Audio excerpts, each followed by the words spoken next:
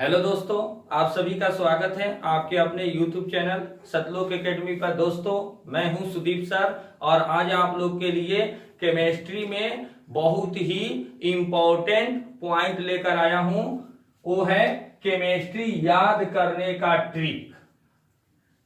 दोस्तों, आप लोग देख रहे हैं केमिस्ट्री याद करने का ट्रिक, यानी केमिस्ट्री कैसे याद करें, केमिस्ट्री को कैसे समझे, केमिस्ट्री किस तरह पढ़ें कि केमिस्ट्री में अच्छे ढंग से कुछ मार्क्स ग्रेस करें।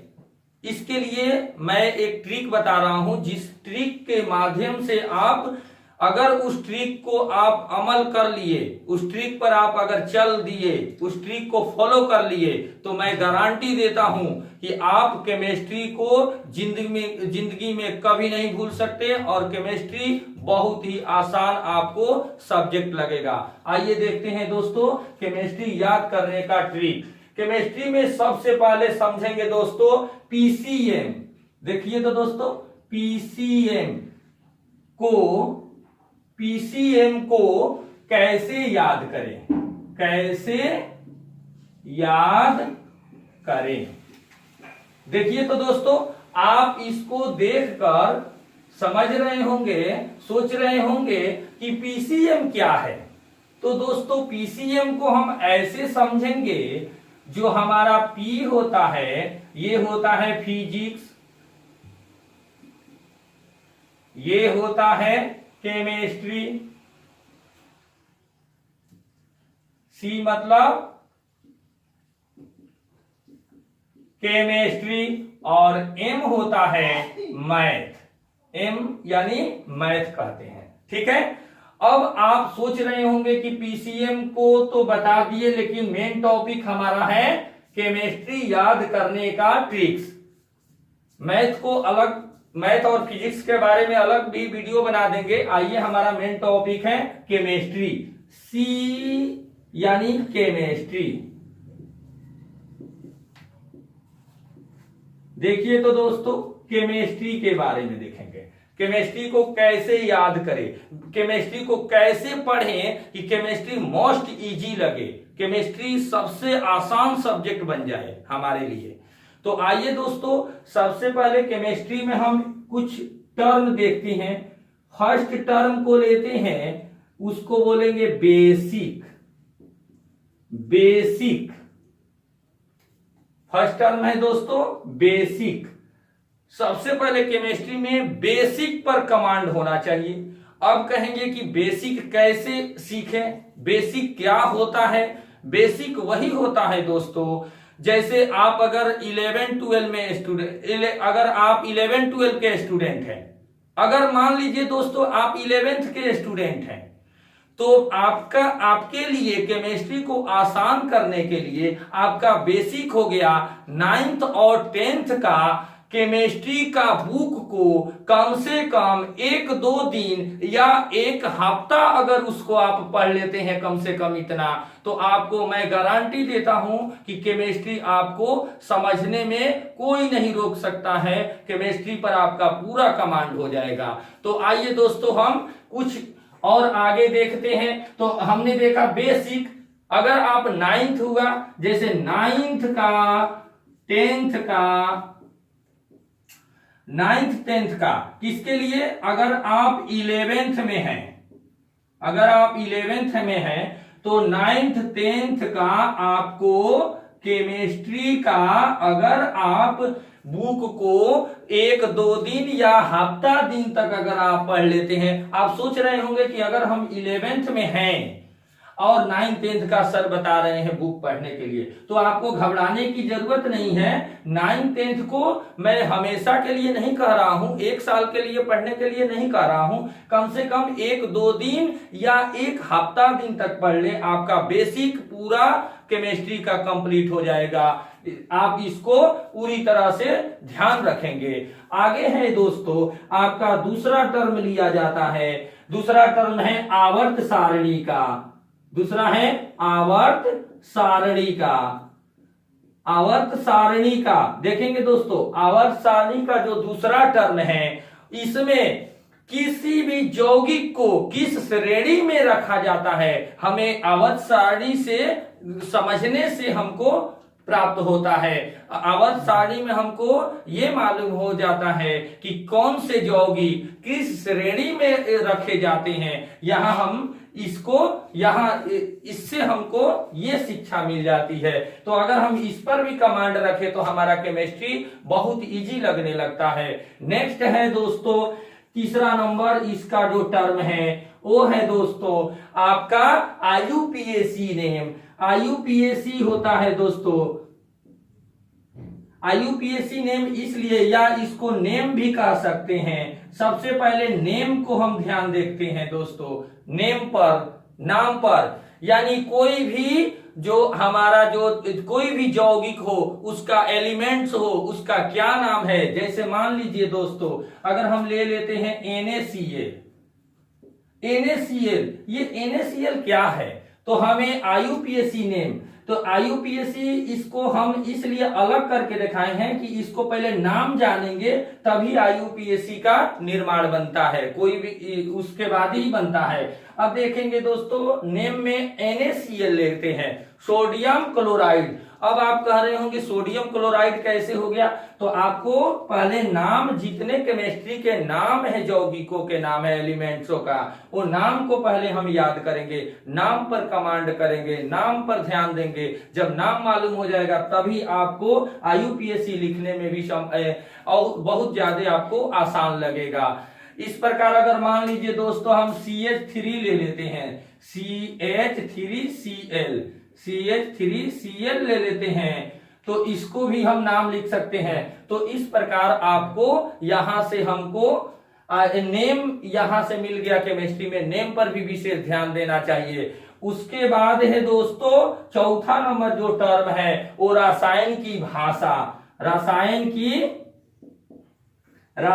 की भाषा याद रखेंगे दोस्तों, रसायन की जो भाषा है ये भी बहुत यहाँ इंपॉर्टेंट टर्म हो जाता है, क्योंकि रसायन की भाषा से आपको कम से कम 20% जो भी आपके एग्जाम में पूछे जाते हैं, वो रसायन में केमिस्ट्री का जो एग्जाम होता है उसमें रसायन की भाषा से रिलेटेड 20% का उसमें क्वेश्चन होता है। अब अगला होता है जो टर्म है दोस्तों पांचवा नंबर, चित्र होता है। चित्र भी अहम भूमिका निभाता है। कैसे, यानी किसी भी कोई भी हो, जैसे चित्र में हम यहाँ पर अगर समझ सकते हैं कि अगर ले लेते हैं कोई एक सॉल्यूशन ले लेते हैं, या मान लीजिए कि अगर हम देखते हैं कि चित्र किसी चीज का अगर बनाना हो, बेंजीन अगर ले लेते हैं दोस्तों C6H6, यानी इसका नाम है बेंजीन। अगर बेंजीन लेते हैं तो बेंजीन का अगर चित्र में अगर बेंजीन का चित्र बनाना हो तो देखिए तो दोस्तों आगे बता रहे हैं, बेंजीन का अगर लेना हो तो बेंजीन का देखिए कैसे बनाते हैं, इसको आगे देखते हैं। बेंजीन का चित्र बनाकर देखते हैं, देखिए तो अब आगे देखिए तो बेंजीन का चित्र बना के आपको दिखाते हैं और ज्यादा आपको समझ में आएगा। देखिए तो दोस्तों बेंजीन की चित्र में जो चित्र है वो कैसे बनता है, यहां से हमको ये जानकारी मिलेगा। देखिए तो दोस्तों बेंजीन का जैसे C6H6, तो कार्बन को इस प्रकार का बेंजीन का स्ट्रक्चर होता है। देखिए तो इस प्रकार हम यहां पर क्या कर देते हैं, ऐसे दे देते हैं, या इसको ऐसे भी लिख सकते हैं। कैसे, C ऐसे कर देते हैं, C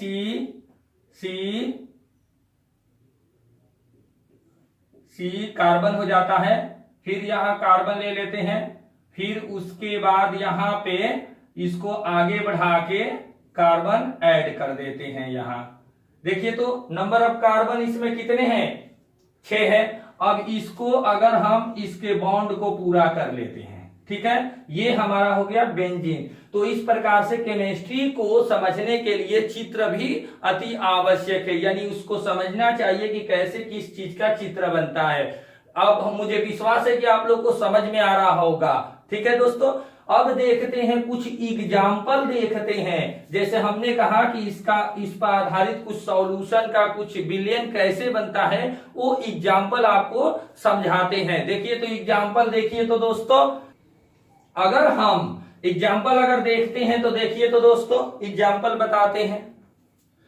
हम क्लास 12 का अगर सॉल्यूशन को उठाते हैं, देखिए तो दोस्तों अगर क्लास 12 का सॉल्यूशन को उठाते हैं, देखिए तो जैसे में अगर लिख सकते हैं क्लास 12 का अगर सॉल्यूशन उठाते हैं, क्लास 12 का चैप्टर अगर सॉल्यूशन लेते हैं यानी विलियन, आइए दोस्तों हम इसी से समझते हैं।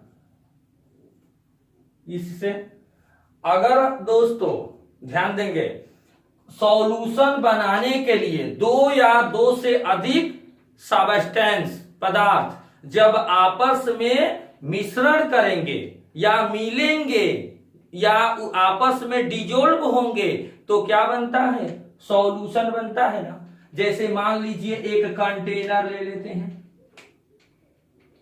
कंटेनर ले लिए, ठीक है। इस कंटेनर में क्या भरा है, पानी। इस कंटेनर में क्या भरा है दोस्तों, पानी भरा है। अगर मान लीजिए हम इसमें चीनी मिला दे,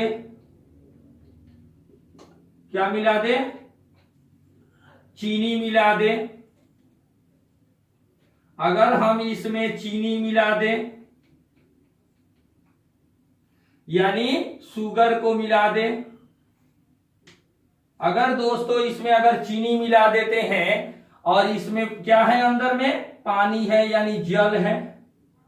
जल को रासायनिक सूत्र क्या होता है, H2O जल होता है। और इसका चीनी का क्या होता है, C12H22O11 होता है, ठीक है दोस्तों, रासायनिक सूत्र जो होता है। अब ये दोनों डिजोल्व होगा। जैसे दो एलिमेंट्स तत्व या पदार्थ ले लेते हैं दो, जैसे मान लीजिए एक ले लिए, एक मान लीजिए दो पदार्थ जैसे एक साथ, या हम ले सकते हैं चीनी पानी ले सकते हैं। जब दो पदार्थ आपस में मिलते हैं, जैसे मान लीजिए एक दो प्लस फिर दो गो पदार्थ अगर आपस में दोनों डिजोल्व होंगे यानी मिश्रण बनेंगे, दोनों जब दोनों मिश्रण करेंगे तो हमारा किस चीज का निर्माण होता है, सॉल्यूशन का, यानी विलयन बनता है, ठीक है, विलयन बनता है। तो अब ये दोनों आपस में मिल गए तो हमारा क्या बनेगा, इसमें विलयन बन गया ना। तो अगर दो पदार्थ ये ऐसे इंडिकेट कर दिए हैं, अगर मान लीजिए चीनी ले लेते हैं, पानी ले लेते हैं, ठीक है, तो चीनी पानी भी अलग अलग हम ले सकते हैं। अब कौन से कितना लेंगे, देखिए तो दोस्तों आगे इसमें अगर देखेंगे तो ऐसे भी कह सकते हैं। ये देखिए दोस्तों, चीनी जल में अदृश्य हो जाता है, यानी विलयन अगर जब भी बनता है और उसमें चीनी अगर मिला होता है उस विलयन में, तो उस पानी के साथ डिजोल्व होकर वो अदृश्य हो जाता है चीनी, अर्थात तो दिखाई नहीं देता है, ठीक है। इस प्रकार हम इसको देख लिए। अगर मान लीजिए कि कोई अगर सॉल्यूशन अगर तैयार करना हो, जैसे अगर कोई सॉल्यूशन अगर बनाना है दोस्तों, तो इसमें क्या क्या चाहिए, सॉल्वेंट और सॉल्यूट। सॉल्वेंट और सॉल्यूट की मात्रा होनी ही चाहिए। सॉल्वेंट क्या होता है, विलायक, और सॉल्यूट क्या होता है, विलेय। इस दोनों की मात्रा, जैसे विलायक का यहां काम कौन करेगा, पानी करेगा, और विलेय का काम कौन करता है, विलेय किसको बोलते हैं, काम करना, या विलेय बोलते हैं केमिस्ट्री के भाषा में। तो विलेय कौन होगा दोस्तों, शुगर होगा, चीनी, और जब बनेगा तो सॉल्यूशन का निर्माण करता है। तो इस प्रकार हम यहाँ पर कुछ केमिस्ट्री याद करने का ट्रिक बता दिए, और ये भी ट्रिक बता दिए कि देखिए कैसे सॉल्यूशन का 12 का एक चैप्टर है लेके और उसका कुछ टॉपिक लेकर बता दिए सॉल्यूशन का। तो इस प्रकार से हमारा विस्तार से हमारा अगला वीडियो है दोस्तों, सॉल्यूशन जो क्लास 12 का चैप्टर होता है उसको विस्तार से उसमें पढ़ाया गया है। हम आपको उसके प्रत्येक टॉपिक वाइज वीडियो बनाए बनाए हुए हैं, उस वीडियो में आप देखना, आपको सॉल्यूशन के बारे में डिटेल्स में मिलेगा। यहां पर मेरा एक ही टारगेट था कि केमिस्ट्री याद करने का ट्रिक बताना था। ठीक है, तो मुझे विश्वास है दोस्तों आपको अच्छा लगा होगा ये वीडियो। अगर आपको अच्छा लगा होगा तो लाइक कमेंट करें और बेल आइकन को प्रेस कर दें, ताकि इस प्रकार का ट्रिक वाला जो भी वीडियो हो, क्योंकि मेरा और मैथ और क्या है, मैथ और फिजिक्स का, इसका भी इसी प्रकार ट्रिक वाला, याद करने का ट्रिक वाला मेरा वीडियो अपलोड होगा, ताकि आपके पास सबसे पहले जाए। बेल आइकन को प्रेस कर देंगे। ठीक है दोस्तों, धन्यवाद।